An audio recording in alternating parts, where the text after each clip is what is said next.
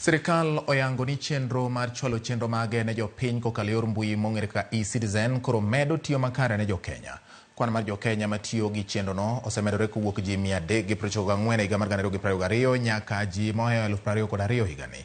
Ma en kaluwore gi lipot ma ogol gi Isaac Ochieng, ma en director mar chenro mar eCitizen.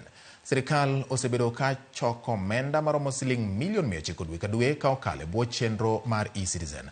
Kaluwore gi jagoro mongirore migawo mar wuok kod donjo e piny Kenya, Julius Bitok, kopogore koda choko omenda no, sirkal bende eCitizen osemiyo chenro mag sirkal chopo makare ne oganda jokenya. Bitok yango ni sectors matiyo mang'eny gi chenro mag eCitizen gin wuoth mar wuok kod donjo e piny Kenya kod sekta mar limbe. And we are projecting that by next year we should be collecting 2 billion on daily basis from this, and there's no leakage. All the money goes to the National Treasury.